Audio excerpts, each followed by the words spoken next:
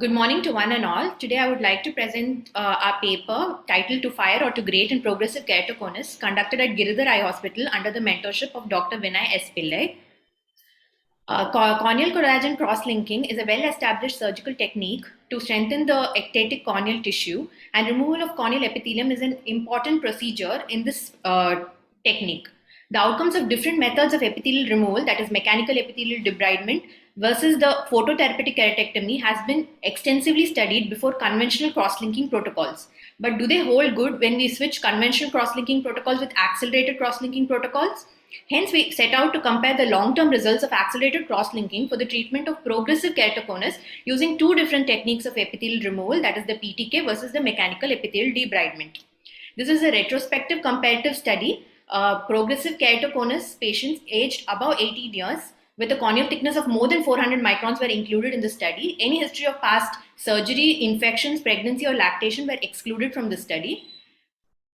So all patients who filled the inclusion criteria underwent accelerated cross-linking by the same surgeon, and apart from the different methods of epithelial removal, the technique of the cross-linking remained the same. 41 eyes were grouped into the PTK group and 30 eyes were grouped into the manual group, and patients were followed up at 1 month, 6 months, and at 12 months, and their uncorrected distant visual acuity, best corrected visual acuity, manifest refraction, and keratometry by topography was analyzed. The visual refractive and topographic outcomes between the two groups were analyzed. Coming to the results, the changes in the uncorrected visual acuity were statistically significant from the first postoperative month and remained so till the 12th month, whereas in the mechanical group, the statistical significance was noted only at 1 year. Whereas, however, the changes in the best corrected visual acuity did not attain significance in both the groups. Coming to the lines of improvement between the two groups, the loss of CDVA, corrected distant visual acuity lines, was analyzed between the two groups, and this was found to be higher, that is 14.8% in the mechanical group than in the PTK group. The refractive outcome was analyzed by the change in the spherical equivalent and the cylindrical manifest cylinder, and the changes were not statistically significant between the two groups at 1 year. The keratometric outcomes were analyzed by the mean Kmax values, and this was found to be statistically significant in both the groups at 1 year.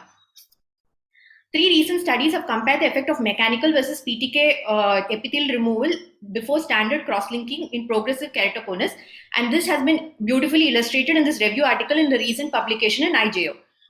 2 retrospective studies have concluded an equivalent or better visual refractive outcome in the PTK group, and in a 4-year prospective study, significant and faster visual improvement was and refractive and keratometric improvement was observed in the cretin group compared to the Dresden group.